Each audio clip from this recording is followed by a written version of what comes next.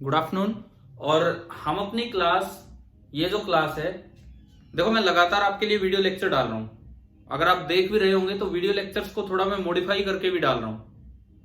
देखा आपने सुबह वाला वीडियो लेक्चर देखा है क्या? किसी बच्चे ने, किसी ने भी जो अभी है क्लास में देखा है उसमें से। तो मैंने उसमें ना वो करेक्शन कर दी। एक जो सुबह हम बोल रहे थे कि क्या हो गया, कहां हो गया, पीछे नहीं, वो लास्ट स्टेप में मिस्टेक थी। लास्ट स्टेप में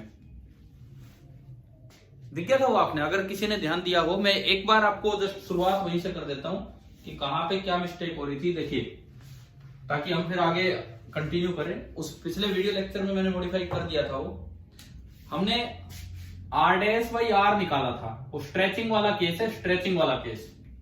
और आर डैश बाई आर आपका निकल के आया था एन इंटू एन टाइम्स है कि भाई कितने टाइम्स उसको स्ट्रेच किया, 1 minus sigma p into n minus 1 and raise to power -2। इतना आ गया था हमारा, इतना आ गया था। हमने स्मॉल परसेंटेज चेंजेस के लिए अप्रोक्सीमेशन का यूज किया, तो आर डैश बाई आर जो है वो आपका हो गया था एन इंटू, ये -2 आगे आके मल्टीप्लाई हुआ तो +2 times Poisson ratio into n minus 1। अब बस एक स्टेप में एक मिस्टेक हुई कि परसेंटेज आर जो बनेगा r dash minus r by r into 100, यह आपका बनेगा r dash by r -1 into 100। अब इस स्टेप में गलती हुई थी कि यहां जब हमने वैल्यू पुट की तो -1 लगाना भूल गए, तो परसेंटेज आर हम उससे पीछे, मैंने आपको कहा चेक करो, पीछे कहीं मिस्टेक नहीं थी। 1 + 2 times sigma p into n minus 1। हाँ, यहां हम एक गलती कर गए थे, ये -1 और लगाना था। मैंने उसमें पिछले वीडियो में आपको चेंज करके दिया है, अगर कोई देखेगा तो समझ आ जाएगा, ये होना था। और अब इसके बाद तो हो ही जाएगा, देखो वही फॉर्म आ जाएगी। इसको आपने मल्टीप्लाई किया, n into 1 n plus 2 sigma p। देखिए n यहां मल्टीप्लाई होगा, n minus 1 and minus n, और माइनस n नहीं, -1 और इंटू 100, ये आपका बना। इसके बाद इसमें 2 सिग्मा p तो कॉमन ही ले रखा है, उसको पढ़ाई रहने दो, कॉमन ही पढ़ा रहने दो, अलग अलग मल्टीप्लाई करने की जरूरत ही नहीं है। 2 sigma p times n minus 1 तो पढ़ाई रहने दो, साथ में एक n और -1 ये रहे, तो मैं इसको लिख सकता हूं 2 sigma p into n minus 1 और +1 इंटू एन माइनस 1 और इंटू 100। अब आप बताओ, अगर इन दोनों में से मैं n-1 कॉमन ले लूं तो क्या बचेगा? 2 सिग्मा p + 1। हाँ, यही तो वो फैक्टर है जो हमारा मिस हो रहा था उस प्रूफ के अंदर। फिर मैंने एरर वाले तरीके से प्रूफ आपको बता दिया था, तो हम ये यहाँ पे ये -1 लगाना भूल गए थे जब ये वैल्यू पुट की। चलिए, अभी तो क्लियर हुआ ना सभी को? अपनी कॉपीज में कर लेना वो, ठीक है। फिर एक बच्चे ने, शायद हर्ष आप है ना क्लास में अभी? हर्ष भाई है? हाँ, आपने एक सवाल भेजा था कि किसी किताब में ऐसे दिखा रखा है कि जैसे बाहर वॉल्यूम था V, और जब उसको लिक्विड में डाला तो वॉल्यूम कम हो गया और वो लिख दिया V - ΔV। वैसे तो देखो, अगर आपने अलग से बोला है कि decrease in volume is ΔV, तो आप लिखिए V - ΔV।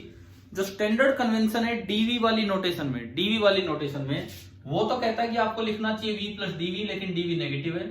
परंतु अगर आपने लिखी ऐसे दिया है V - ΔV, तो इसका मतलब ये कोई स्मॉल नहीं, ये पूरा बता रहा है कि फाइनल इतना डिक्रीज हुआ। तो फिर वहां जब आप स्ट्रेन लिखेंगे तो चेंज, अब आपको पॉजिटिव वैल्यू लेनी है। तो अगर ऐसे लिखा है तो ΔV पॉजिटिव है कि नेगेटिव? अगर ऐसे लिखा है तो ΔV पॉजिटिव है या नेगेटिव है? पॉजिटिव नेगेटिव नहीं है, वॉल्यूम कम हुआ है और आप कम करके ही लिख रहे हो। भाई देखो, V बड़ा है V - ΔV से, इसका मतलब ΔV खुद पॉजिटिव है, तभी तो V बड़ा होगा। जो स्टैंडर्ड तरीका है वो तो है कि चेंज को लिखो V + dV, लेकिन किसी को पता है कि भाई 2 मीटर क्यूब कम हुआ, उसने लिख दिया V - 2, तो ये कोई गलत नहीं है। ये तो फाइनल रिजल्ट वो दे रहा है कि भाई इतना कम हुआ तो स्ट्रेन होगा ΔV/V। अगर वो लिखता v प्लस dv तो dv नेगेटिव होता, और अब स्ट्रेन लिखा जाता dv बाई v तो नेगेटिव हो जाता, और उसको हाँ माइनस लगाने के लिए। ठीक है, कन्वेंशन ये है, परंतु फाइनल रिजल्ट कोई बता रहा है तो ऐसे भी लिख सकते हैं, परंतु हम तो सही कन्वेंशन से यही चलेंगे। चलो भाई यहां तक बताओ, यहां तक की चीजें क्लियर हुई कि नहीं? ठीक है, अब देखो इलास्टिसिटी में आगे बढ़ते हैं। एक बार सर परफेक्टली इलास्टिक की डेफिनेशन दोबारा से बताना। परफेक्टली इलास्टिक होता क्या है? परफेक्टली इलास्टिक अगर मैं किसी भी सेंस में बोलूं, जैसे मैं कोलिजन की सेंस में बोलता हूं, किसी तरह से एक बॉडी पे कोई एक्सटर्नल फोर्स लगा, एक बॉडी परफेक्टली इलास्टिक में डिफाइन कर रहा हूं, एक बॉडी पे कोई एक्सटर्नल फोर्स लगा, उस फोर्स के लगने से वो बॉडी कुछ स्ट्रेच होगी, कुछ भी स्ट्रेच होगी। आप अगर वो फोर्स रिलीज कर दें तो बॉडी वापस से अपनी ओरिजिनल पोजीशन को गेन कर ले, ओरिजिनल डायमेंशंस पे आ जाए, उस बॉडी को क्या बोलते हैं? Perfectly elastic. अब फिर हमने जब इलास्टिसिटी स्टार्ट किया तो यूं देखा था रबर ज्यादा इलास्टिक है कि स्टील? कौन था बताओ? स्टील। तो वहां तक जाने से पहले भी आप चेक कर सकते हो, दो बॉडीज हैं, दोनों पे आपने इक्वल अमाउंट ऑफ फोर्स लगाया, इक्वल अमाउंट ऑफ फोर्स। ठीक है, एक में स्ट्रेचिंग ज्यादा हुई, एक में कम हुई। जिसमें स्ट्रेन ज्यादा आएगा वो लेस इलास्टिक है, और जिसमें स्ट्रेन कम आएगा वो मोर इलास्टिक है। फोर्स रिलीज करने पे वो मोर इलास्टिक बॉडी अपनी शेप को ज्यादा रिगेन कर लेगी, लेस इलास्टिक बॉडी इतना रिगेन नहीं कर पाएगी। ये होती है डेफिनेशन ऑफ इलास्टिक है या प्लास्टिक है। क्लियर? ठीक है, और कुछ कंफ्यूजन है तो बताओ। No sir. ठीक है, चलिए तो अब हम थोड़ा आगे बढ़े। इलास्टिसिटी में हमने अभी तक जैसे क्वेश्चंस लिए, एक्सपेंशन और ये सब चीजें। अब मैं थोड़ा रिवॉल्यूशन के साथ इलास्टिसिटी की तरफ जाता हूं। हमने चीजों को केवल स्ट्रेच किया या कंप्रेस किया तो सब देखा। कई बार क्या होता है कि रिवॉल्व करने पे भी चीजें थोड़ी सी डिफॉर्म हो जाती हैं, तो अब मैं उन चीजों की तरफ चलता हूं। तो डिफॉर्मेशन ड्यू टू रिवॉल्यूशन,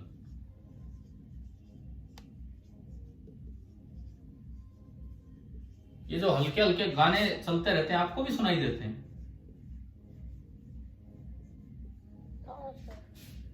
क्योंकि आजकल शादियों का सा टाइम चल रहा है, तो बाहर गाने वाने चलते ही रहते हैं, कहीं कभी किसी घर में, कभी कहीं।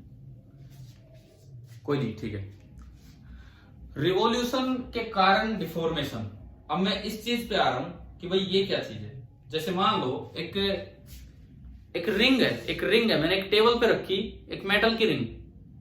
अब नॉर्मली घुमाओगे तो कुछ नहीं होगा, लेकिन अगर आप उसे अच्छे से रिवॉल्व कर दो बहुत तेजी से, तो ड्यू टू सेंट्रीफ्यूगेशन उसका थोड़ा सा रेडियस इंक्रीज हो जाता है, थोड़ा सा रेडियस इंक्रीज हो जाता है। ये क्या चीज है, तो और इससे किस तरह का कितना स्ट्रेन आता है, कितना स्ट्रेस आता है, वो सब चीजें हम देखें। तो जैसे मैं एक एग्जांपल लूं, पहला एग्जांपल, दो एग्जांपल मैं ले रहा हूं इसमें। फर्स्ट एग्जांपल है अ थिन रिंग।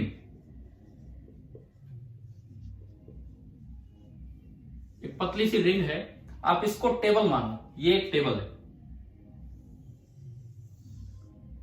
ये इस तरह से एक रिंग रखी थी,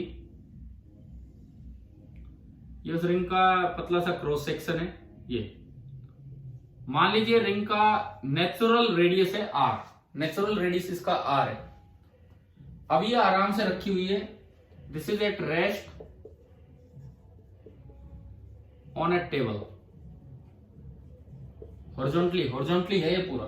ठीक है, अब जो इसका मटेरियल सपोज उस मटेरियल का यंग मॉडुलस, मटेरियल यहां जो रिंग का मटेरियल है, उस मटेरियल का यंग मॉडुलस मैंने मान लिया, कितना माना? Young modulus y।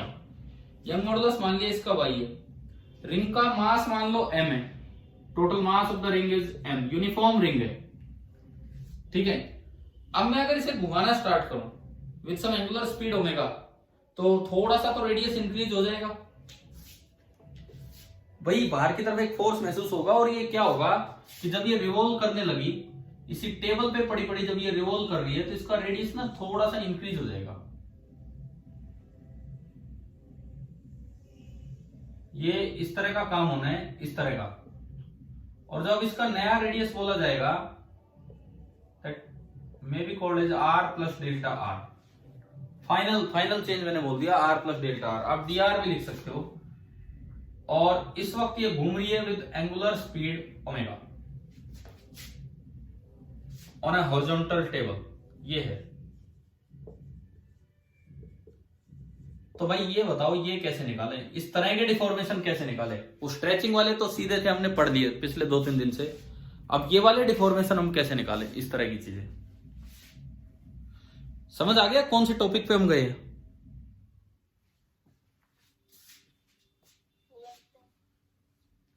तो क्या हमने कभी सर्कुलर मोशन में ये चीज पढ़ी है कि एक रिंग को रिवॉल्व किया तो उसमें कितनी इंटरनल टेंशन जनरेट हो जाती है?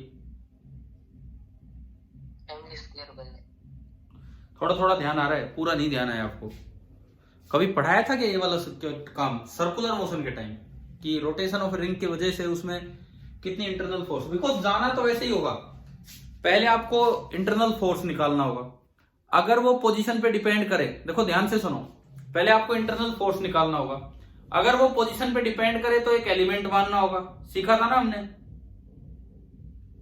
बताओ सीखा था ना? अगर वो पोजीशन पे डिपेंड करे तो एलिमेंट मानना होगा। फिर एलिमेंट में dy dx वो स्ट्रेन लिखेंगे, फिर यंग मॉडुलस का यूज करके स्ट्रेस अपॉन स्ट्रेन से, और फिर इंटीग्रेशन करके फाइनल वो आएगा। लेकिन अगर वो पोजीशन से इंडिपेंडेंट आ जाए स्ट्रेस, तो डायरेक्ट तरीका है, सीधा पूरे में स्ट्रेन लिखिए, पूरे में स्ट्रेस लिखा एंड y बराबर उससे सीधा आएगा। ठीक है, तो हम शुरुआत कहां से करें? अगर हर स्टेप की मैं बात करूं, सबसे पहले हमें क्या लिखना होगा? F internal. सबसे पहले मुझे लिखना होगा इस रिंग में F इंटरनल। क्लियर ना? समझ आ गया ना क्या कर रहे हैं हम? ठीक है, तो देखिए बना लिया ना आपने, एक बार अपने डायग्राम तो बना के रखो एटलीस्ट कि क्या है, फिर उसके बाद करते हैं काम स्टार्ट आगे। देखो स्टेप बाय स्टेप मैं आपको लेके चलूं। हाँ, और ये मैंने कभी कहा था कि ये फॉर्मूला भी याद कर लिया करो, याद है आपको? ये देख लीजिए, जिस बच्चे को भी नहीं याद है सर्कुलर मोशन के टाइम का, मैं फिर बता देता हूं, नहीं तो आपको फॉर्मूला भी याद होना चाहिए। Step first, find internal tension, means internal force जो बनेगा सबसे पहले वो निकालना है। तो वैसे तो मेरे पास डायरेक्ट फॉर्मूला होता है mv²/2πr, ये कभी सर्कुलर मोशन में बताया था। अच्छा, v आपको नहीं पता तो v होता है ओमेगा इंटू r। अगर कोई रिंग ओमेगा से घूम रही है तो उसका एक्सटर्नल पार्ट की जो स्पीड है वो होगी ओमेगा इंटू r, इसका स्क्वायर अपॉन 2πr। अभी मैं लाऊंगा यू नहीं कि डायरेक्ट m⍵² r अपॉन 2π। आप चाहो तो सीधा याद कर सकते हो सर्कुलर का रिजल्ट। आया कैसे, इसको भी समझिए। आया कैसे? हमने कहा था रिंग का एक छोटा सा पार्ट आप मानो ऊपर। देखो पार्ट मानने का भी तरीका बता देता हूं क्या होता है। ये मान लो रेफरेंस लाइन, सपोज ये रेफरेंस लाइन है और मुझे एक पार्ट मानना है रिंग का, तो मैं क्या करूं, यहां से मैं चला गया किसी थीटा एंगल पे। अब भाई अगर स्ट्रेट रोड होती तो मैं एलिमेंट ऐसे मानता है x जाके थोड़ा dx। यहां से मैं चला गया किसी थीटा एंगल पे, और थीटा एंगल पे जाके आप थोड़ा सा और आगे गए, और कितना आगे गए वो हम बोलते हैं कितना, d थीटा। फिर हम क्या करते हैं कि ये एक एलिमेंट मान लेते इतना सा,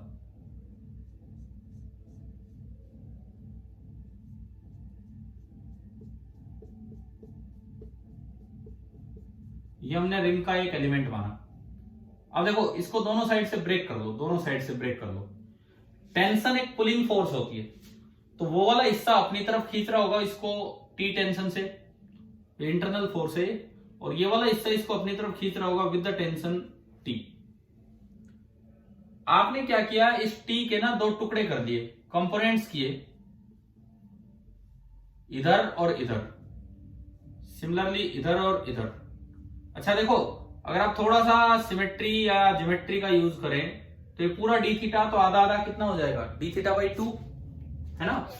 तो ये भी डी थीटा बाई 2, तो ये भी आपका आएगा डी थीटा बाई 2।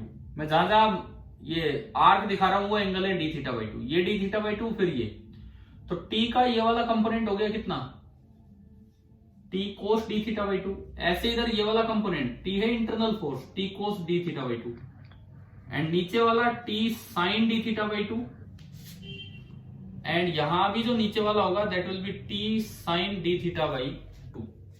तो अगर मैं देखूं तो नीचे की तरफ टोटल फोर्स कितना बन रहा है, 2t, और ये कैंसिल हो गए। अच्छा ग्रेविटी नहीं है नीचे, ये टेबल पे रखी है, यूं नहीं रखी, टेबल पे रखी है, तो ग्रेविटी तो और ही कहीं जा रही है जिसको नॉर्मल बैलेंस कर रहा है, वो एक अलग चीज है। तो अब अगर मैं दिखाऊं इस पे, ये हमने एलिमेंट माना था, और अब आप इसको छोटा सा दिखा दो, वो देखो बड़ा करके देखा था टेंशन निकालने के लिए। नीचे की तरफ कितना फोर्स लग रहा है इस पे total, 2t sine of d theta by 2। अच्छा मास मैंने माना इसका डीएम है, तो भाई डीएम में लिख सकता हूं यूनिटरी मेथड से। इस एलिमेंट की लेंथ कितनी है, एलिमेंट की 2 पाई आर एलिमेंट की लेंथ है, आर डी थीटा है। अगर आर इसका रेडियस है, डी थीटा एंगल है, तो ये जो लेंथ है, ये जो लेंथ है वो कितनी है, आर डी थीटा। पूरे 2 पाई आर लेंथ का मास है m, पूरे 2 पाई आर लेंथ का मास है m, यूनिट लेंथ का होगा m अपॉन 2 पाई आर, और आर डी थीटा लेंथ का होगा into r d theta. R से आर भी गए, ये डीएम आ गया। अब आपने इसको ओमेगा से घुमा रखा है, ओमेगा से, तो अगर ओमेगा से घुमा रखा है तो टुवार्ड्स द सेंटर कितनी एक्सेलरेशन होगी, वी नहीं, मैं ओमेगा में जा रहा हूं, तो टुवार्ड्स द सेंटर कितनी एक्सेलरेशन होगी, ओमेगा स्क्वायर इंटू आर, है ना भाई, समझ आ गया।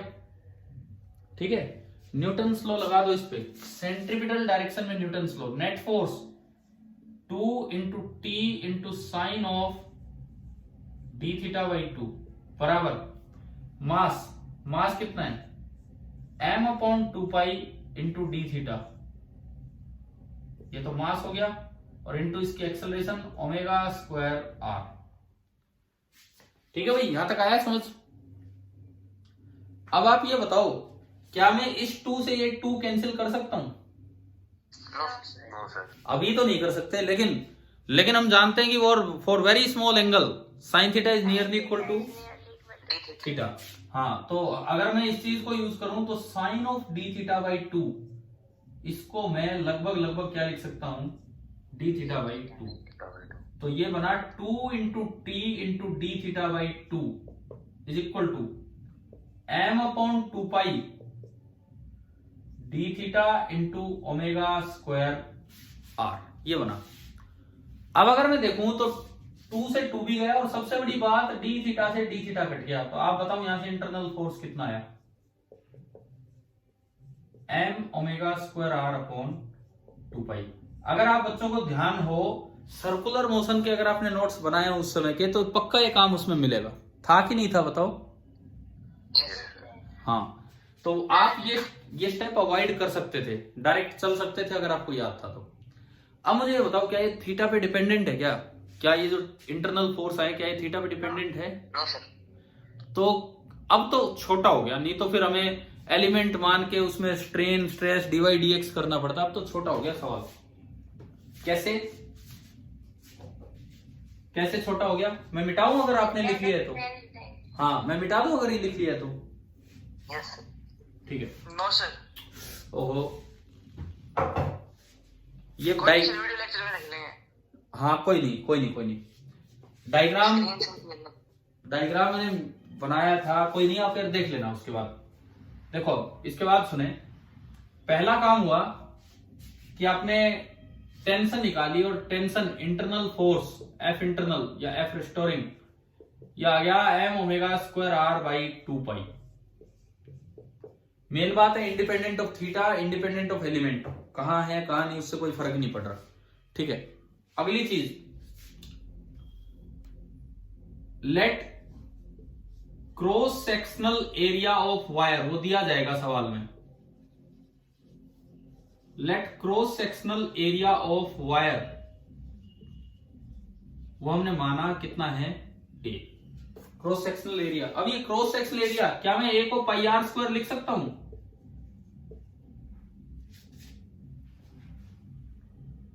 बताओ, ये वायर है,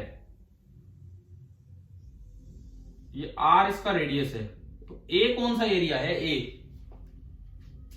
नो सर, नहीं लिख सकते। हाँ, ए ना ये एरिया है, ये समझ रहे हो क्या आप? A is not equal to pi r square. जैसे एक मेटल की स्ट्रेट वायर होती थी तो उसका ये क्रॉस सेक्शन होता था, ये सीधा। ऐसे अगर इस वायर को सीधा कर दो तो कट करो तो वायर का एरिया कितना है, समझ गए हो ना कौन सा एरिया है? Yes sir. तो इससे पता लगेगा अब स्ट्रेस कितना होगा। आपने अभी इस पे देखा था, दोनों साइड यूं तोड़ के देखा था,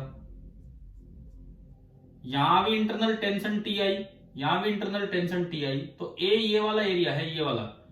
तो स्ट्रेस कितना होगा? Stress force upon area, T upon area A, ना कि पाई आर स्क्वायर। और टी मेरे पास पहले से ही है, M omega square r upon 2 pi और ए।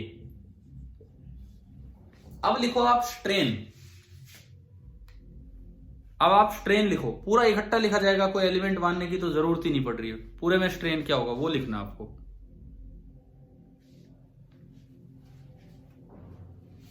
Del r upon r. कैसे? ये डेल आर अपॉन आर ही कैसे है? स्ट्रेन अगर आप ढंग से भी लिखें तो भी यही आएगा, सीधा लिखें तो भी यही आएगा। भाई स्ट्रेन का मतलब है चेंज इन लेंथ, तो नई लेंथ तो होगी 2 pi into r plus delta r, minus पुरानी लेंथ जो कि कितनी है 2 pi r, 2 pi divided by original length जो कि है 2 पाई आर। तो आप अगर देखोगे तो ऊपर से 2 पाई कट गया, r plus delta r minus r, तो ऊपर तो बचना डेल्टा आर ही है और नीचे बचना आर ही, तो ये यही आएगा। स्ट्रेस आ गया, स्ट्रेन आ गया, यंग्स मॉडुलस का यूज कीजिए और निकालिए कि डेल्टा आर कितना है। कीजिए काम, यंग्स मॉडुलस वाई मानते हुए।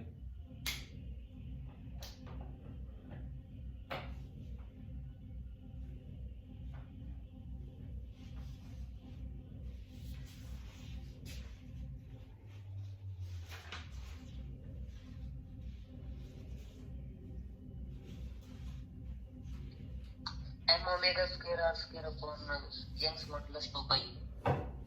देखते हैं, Young's modulus that is equal to stress upon strain.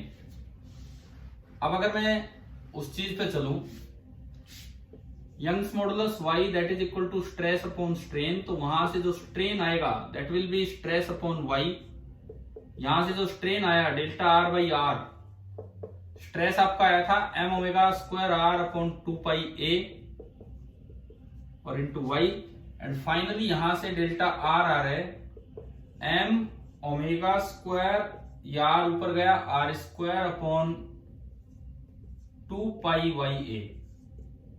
बताओ कि आगे एक्सटेंशन निकालना। Yes sir. अब है ना, ये जो तरीका है ये हर उस चैप्टर में काम आ जाएगा जहां भी इंटरनल फोर्स जनरेट होगा, जहां भी इलेक्ट्रोस्टैटिक्स में, मैग्नेटोस्टैटिक्स में, 12th के हर चैप्टर में सवाल बन सकता है।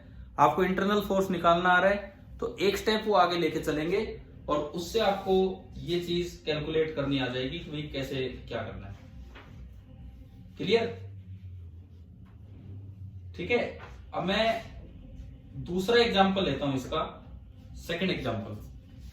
पहला एग्जांपल क्लियर हुआ ना, डिफॉर्मेशन ड्यू टू रिवोल्यूशन का।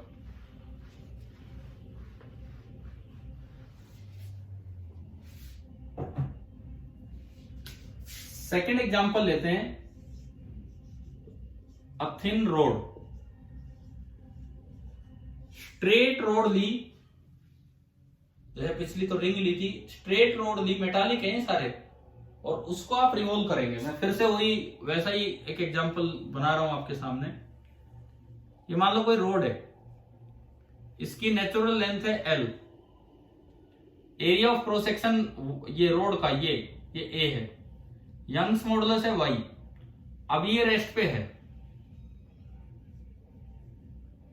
This is the axis of rotation. इसको आपने घुमा दिया ओमेगा एंगुलर स्पीड से, और घूमने की वजह से इस मेटल की रोड में थोड़ा एक्सटेंशन आ जाएगा, तो वो कितना आएगा वो निकालना है। क्या दूसरा एग्जाम्पल समझ आ गया क्या है? आप ट्राई कीजिए, हम थोड़ी देर में डिस्कस करेंगे। थोड़ी देर का मतलब है आपको टाइम में दे रहा हूं, आप ट्राई कीजिए, ठीक है? 5 मिनट पूरे लीजिए, 5 मिनट बाद हम डिस्कस करेंगे। आप ट्राई कीजिए इसे, देखिए। चलिए हम स्टार्ट करते हैं अब ये वाला पार्ट, कि कैसे इसमें देखें कि एक थिन रोड है, उसको घुमाया जा रहा है, तो कितना इसमें एक्सटेंशन होगा, किस तरह से ये चीज देखनी है। सबसे पहला काम, m omega square L cube by 2ay। m omega square L cube by 2ay। Yes sir. 2ay पता नहीं क्या इसमें कोई 3 का भी फैक्टर आ रहा है कि नहीं?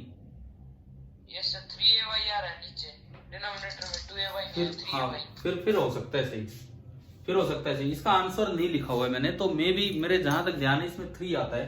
करते हैं हम, देखिए अब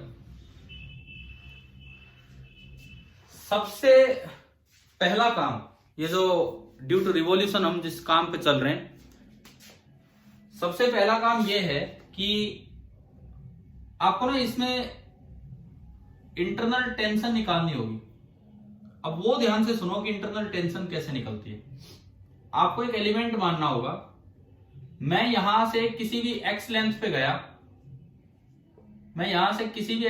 गया, सपोज यहां जो टेंशन है इसको घुमाने के लिए, यहां जो टेंशन है वो टेंशन कितनी है? T। ये भी शायद मुझे लगता है मैंने सर्कुलर मोशन में ये भी आपको सिखाया है कि किसी एक्स डिस्टेंस पे टेंशन कितनी होती है रिवॉल्विंग रोड में। सिखाया है कि नहीं बताओ? बताया होगा, आप अपने नोट्स में देखेंगे उसमें मिल जाएगा। मैं दोबारा करवा रहा हूं काम। देखिए आप थोड़ा सा और आगे जाओ और आप गए x प्लस dx पे,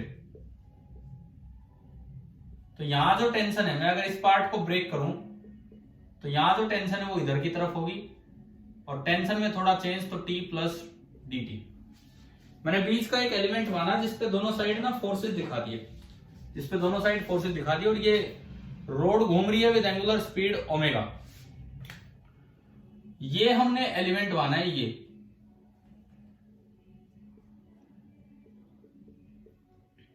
तो आप यूं बताओ, इस पे नेट फोर्स T तो इधर ये कम होगा क्योंकि नेट फोर्स। अच्छा यूं बताओ, T प्लस dt बड़ा है कि T बड़ा है?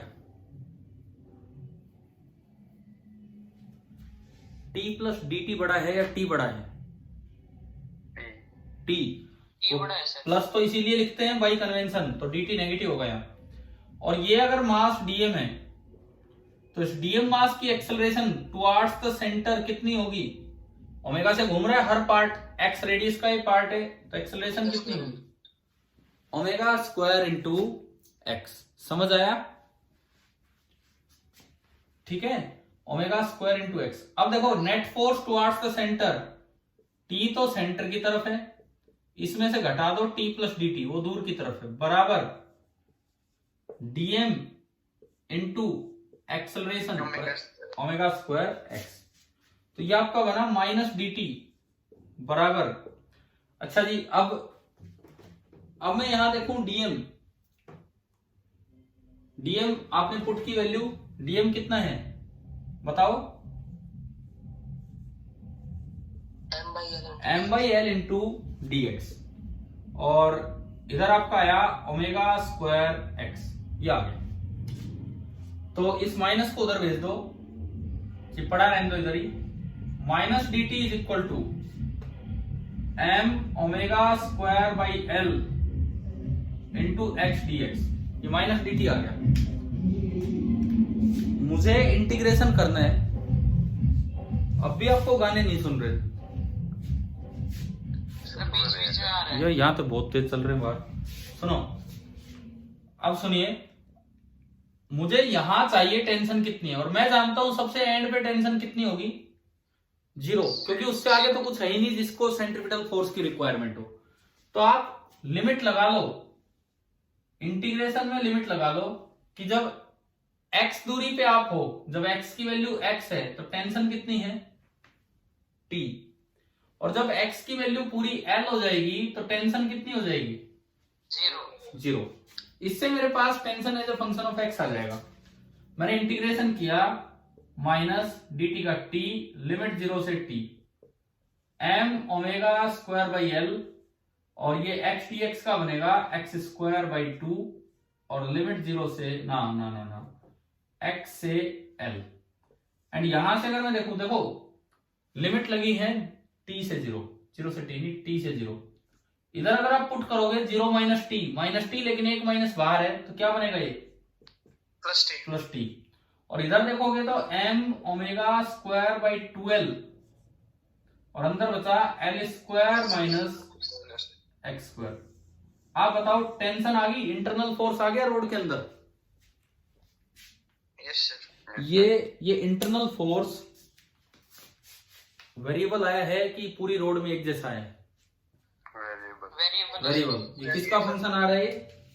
एक्स का फंक्शन आ रहा है, एक्स का फंक्शन आ रहा है। मनीष शायद आपने जवाब दे दिया था थोड़ी देर पहले, पता नहीं शायद तो सही हो। क्या आपको डायरेक्ट याद था ये फॉर्मूला? Yes sir. हाँ, ये मैंने सर्कुलर मोशन में करवाया। अब देखो जिसको वो याद है तो सवाल कितना छोटा हो जाएगा। मतलब आप आधा टाइम तो सवालों में यूं लगा रहे हो कि इंटरनल फोर्स कितना होगा। तो अगर पुराने चैप्टर्स मैकेनिक्स के अच्छे से पढ़े हुए हैं तो सीधा ये इतना काम बचेगा। और ये आता है ना तो कुछ नहीं है सवाल में, आपको बस ये देखना है वेरिएबल है तो क्या करते हैं, वेरिएबल है तो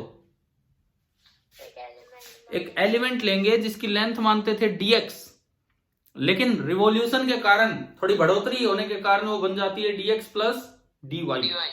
फिर उसका स्ट्रेन लिखेंगे dy बाई dx, स्ट्रेस लिखेंगे ये जो भी टेंशन है divide by cross sectional area, y लिखेंगे स्ट्रेस अपॉन स्ट्रेन, वहां से dy निकाल लाएंगे और उसको इंटीग्रेट करेंगे, x की लिमिट लगाएंगे 0 से l और इंटीग्रल dy लिख देंगे डेल्टा l। क्या हर बार यही काम करते आए हम पीछे भी? Yes sir. करो तो करिए, तो जिन्होंने नहीं किया वो कीजिए और इससे आगे।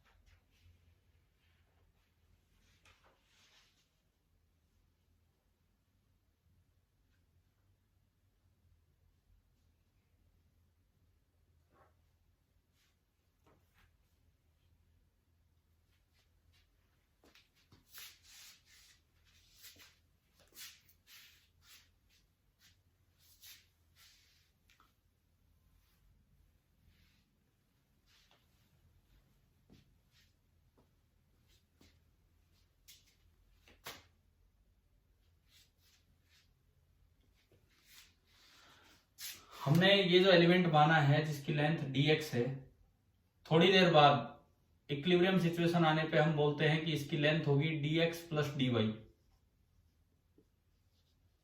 और where integral dy is delta l। ये हम क्लियर कर ही देते हैं पहले। डेल्टा l अगर स्मॉल लिया है तो स्मॉल, इस तरह से। तो अब मैं इसका यूज करूं, y is equal to stress, stress होगा this force upon area m omega square l square minus x square upon 2l और area divided by strain. Strain इस एलिमेंट में है dy बाई dx और इस जगह पे स्ट्रेस ये है x वाली पोजीशन पे।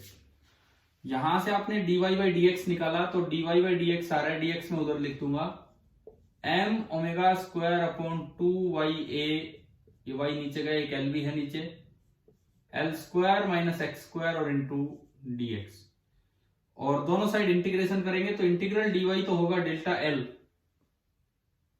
इंटीग्रल dy तो होगा डेल्टा l और ये बनेगा m omega square upon 2ya l और अंदर दो इंटीग्रेशन होंगे, एक तो l square integral dx minus x square dx,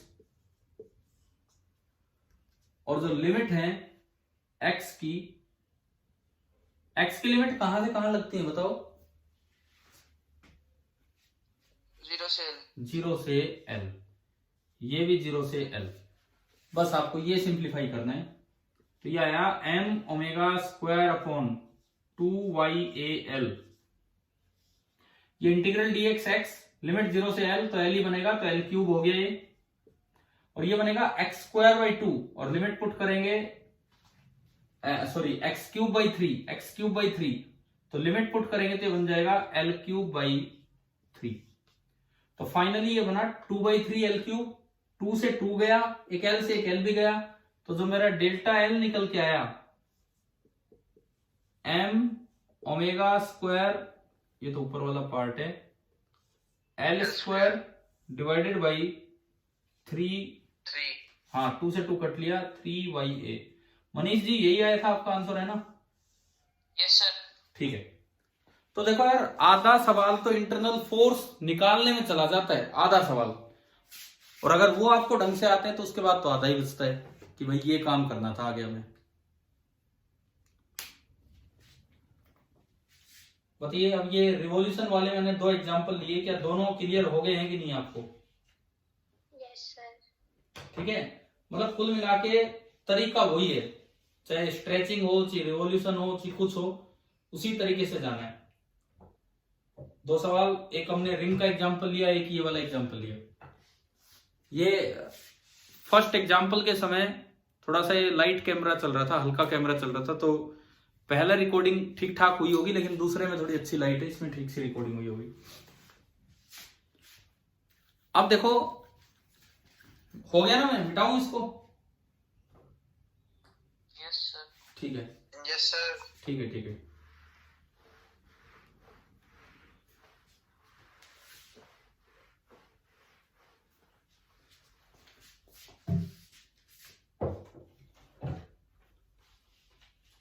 अब आपने स्प्रिंग की तरह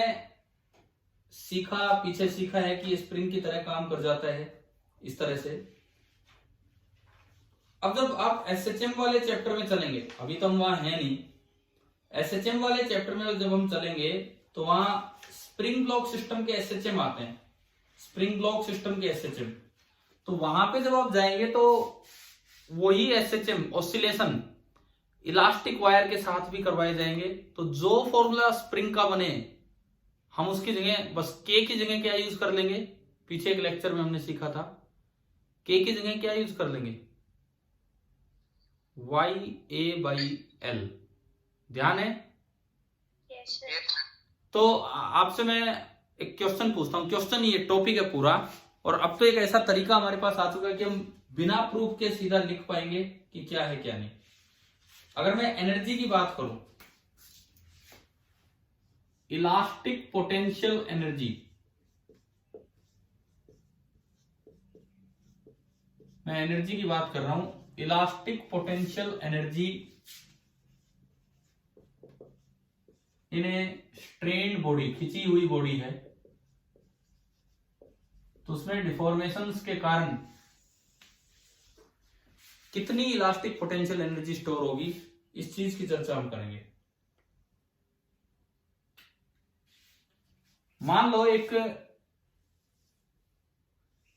कोई एक रोड है, एरिया ऑफ क्रॉस सेक्शन उसका है A, यंग मॉडुलस है Y, और नेचुरल लेंथ है L, नेचुरल लेंथ L है। लेकिन इसी वक्त इसको ना खींच के एक्सटर्नल फोर्स लगा के इसकी लेंथ को थोड़ा बढ़ा दिया गया, और मैं कहता हूं कि डेल्टा L इसकी लेंथ इंक्रीज कर दी। तो अब अगर मुझे इसमें लिखना हो EP, स्प्रिंग की तरह, आप सोच के बताओ, स्प्रिंग का क्या फॉर्मूला होता था पोटेंशियल एनर्जी का? हाफ के एक्स स्क्वायर, पढ़ा है हमने कि हाफ के एक्स स्क्वायर। तो अगर मैं उस तरह यहां सोचूं तो क्या फॉर्मूला बनेगा, हाफ इंटू के की जगह क्या आएगा, YA अपॉन L, और x की जगह डेल्टा L का स्क्वायर। ये मेरे पास एक डायरेक्ट तरीका आ गया कि खिंची हुई वायर या दबी हुई वायर में जैसे स्प्रिंग में हाफ के एक्स स्क्वायर था, उस तरह से इसमें भी एक इलास्टिक पोटेंशियल एनर्जी स्टोर होगी। अब मैंने जिक्र किया एसएचएम का, ऑसिलेशन का, उनके फॉर्मूलों पे मैं अभी नहीं जा रहा, क्योंकि वो तो जब हम ऑसिलेशन पढ़ लेंगे उसके बाद हम देख पाएंगे कि भाई क्या वो फॉर्मूले थे। अभी तो हम जो पोटेंशियल एनर्जी के फॉर्मूले हमने पढ़े उस पर हम आ रहे हैं कि हाफ के एक्स स्क्वायर किस तरह से हम यूज करेंगे। ठीक है, हम इसका प्रूफ भी करेंगे, लेकिन उससे पहले मैं एक क्वेश्चन आपको दे रहा हूं। ठीक है, एक सवाल आप लिखेंगे यहां पे ईपी के ऊपर ही, स्टील वायर लिख लोगे, मैं बोल रहा हूं। ठीक है, steel wire of length 2 metre, steel wire of length 2 metre is stretched through 2 millimetre. एक स्टील वायर है जिसकी लेंथ है 2 मीटर और उसको स्ट्रेच कर दिया 2 मिलीमीटर से, 2 mm। लिख ली भाई ये लाइन, बताओ। ठीक है, द क्रॉस सेक्शनल एरिया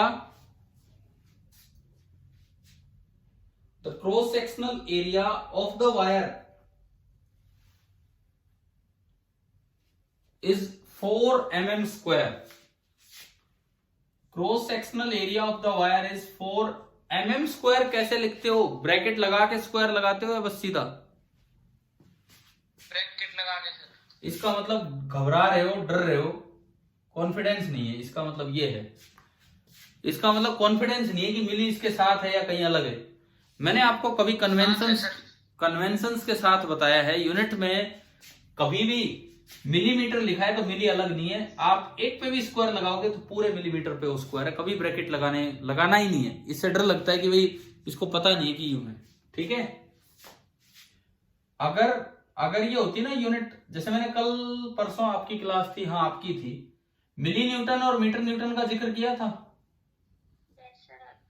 तो अगर मिली न्यूटन स्क्वायर हो तो आप खाली यूं लगा दो, वो दोनों पे आ गया। लेकिन मीटर न्यूटन स्क्वायर है, खाली यूं लिखा तो केवल न्यूटन पे स्क्वायर है। दोनों पे लाना है तो आपको ब्रैकेट लगाना पड़ेगा या फिर अलग अलग स्क्वायर लगाना पड़ेगा। समझ आ गई ये वाली बात? ठीक है, चलें अपने सवाल पे आगे बढ़ते हैं। कैलकुलेट द ईपी मतलब यही elastic potential energy. Calculate the EP stored in the wire if y for steel के लिए, स्टील मटेरियल के लिए जो यंग्स मॉडुलस है दैट इज 2 into 10⁻11 न्यूटन पर मीटर स्क्वायर। ये है यंग्स मॉडुलस स्टील का, 2 into 10⁻11 न्यूटन पर मीटर स्क्वायर। ये है यंग मॉडुलस। कीजिए, सवाल कीजिए।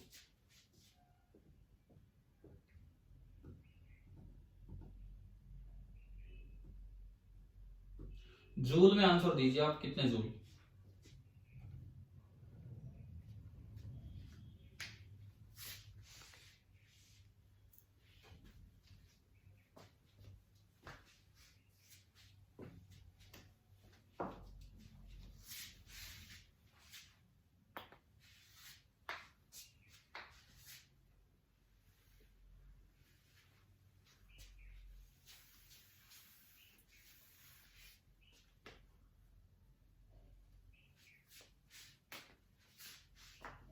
सीधा फॉर्मूला हम लगाएं। 0.8 जूल। सही है, बिल्कुल सही आंसर है, 0.8 जूल। हाफ इंटू के की जगह y a by l. Y है आपका 2 into 10⁻11। अच्छा, ए कितना रखें ऐसा यूनिट में? मैं अगर ये सारी वैल्यूज लिखूं तो आप बस ये फॉर्मूला लगवा दीजिए ढंग से। जो पोटेंशियल एनर्जी स्टोर्ड आएगी, half y a by l. Y कितना है? 2 into 10⁻11। ए कितना दिया है? ए 4 मिलीमीटर स्क्वायर। मिलीमीटर कितना? 10⁻³ और उसका भी स्क्वायर मतलब -6 divided by length. Natural length कितनी है क्वेश्चन में? 2 इंटू डेल्टा एल का स्क्वायर। डेल्टा एल कितना दिया गया है? डेल्टा एल 2 मिलीमीटर, यानी कि 2 into 10⁻³ इसका भी स्क्वायर, और ये जो आंसर आएगा ये जूल में आएगा। समझ आ रहा है ना? सारी वैल्यूज जो हमने लिखी, दिस इज इक्वल टू, एक 2 से 2 गया, एक और 2 से 2 गया, ना ना ना नहीं जाएगा भाई, वो स्क्वायर उस पे तो ये 4 इंटू 4 16/2, 8 तो ये हो गया। 10 की पावर और इकट्ठी करो, 11 और -6 5 और -6 -1, यानी कि जो पोटेंशियल एनर्जी स्टोर्ड आई, पोटेंशियल एनर्जी स्टोर्ड वो कितनी आ रही है, 0.8 जूल। बताओ ये समझ आया, ये पोटेंशियल एनर्जी कैसे लिखनी होती है स्ट्रेच्ड वायर में, ठीक है। लेकिन ये हमारे लिए थोड़ा आसान इसलिए हो गया कि हमने इसे स्प्रिंग की तरह देख लिया। अगले लेक्चर में हम पोटेंशियल एनर्जी से ही स्टार्ट करेंगे, पहले इसका प्रूफ कि ठीक है वो तो स्प्रिंग से कंपेयर करके आसानी से हो गया, कैसे ये प्रूव हुआ, किस तरह से हुआ। तो इस लेक्चर में जो 2-3 चीजें हमने सीखी, 2 बातें, एक तो रिवॉल्विंग चीजों में डिफॉर्मेशन कितना होता है ये कैसे निकालते हैं, और दूसरा इलास्टिक पोटेंशियल एनर्जी का एक्सप्रेशन क्या है, प्रूफ नहीं देखा अभी, एक्सप्रेशन क्या है। आप सब बताएं कि आपको ये दोनों चीजें समझ आ गई हैं आप सभी को, ठीक है। अब देखो अभी तो बचा है इलास्टिसिटी, लेकिन हम मैक्सिमम कॉन्सेप्ट्स कर चुके हैं। अब इसमें से आपको खुद क्या कुछ कर लेना है अगले 1-2 दिन में, लेकिन चीजें और भी चलेंगी, अभी साथ में डिस्कशन भी लेंगे। आपके एच.सी. वर्मा बुक का जो chapter some mechanical properties of matter है, some mechanical properties of matter, ये चैप्टर 14 है।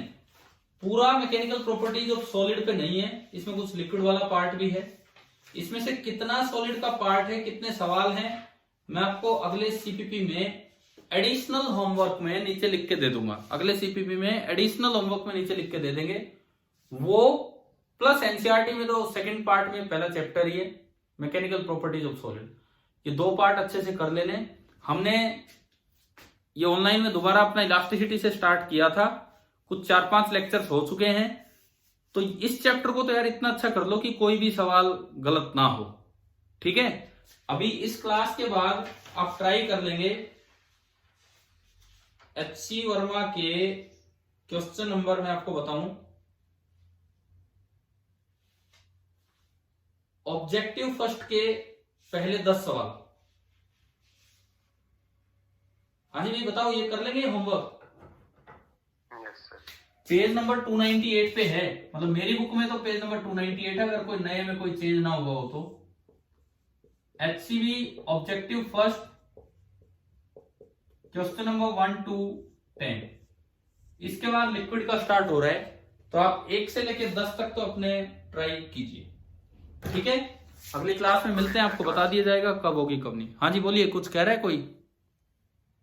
शाम को भी सर क्लास? भाई पता नहीं, मुझे भी नहीं पता, तो आपको पता लग जाएगा, है ना, ठीक है। लेकिन अपने लेना सर नहीं, ठीक है ठीक है, आप ये काम कर लो लेकिन, ठीक है। Okay, thank you, bye.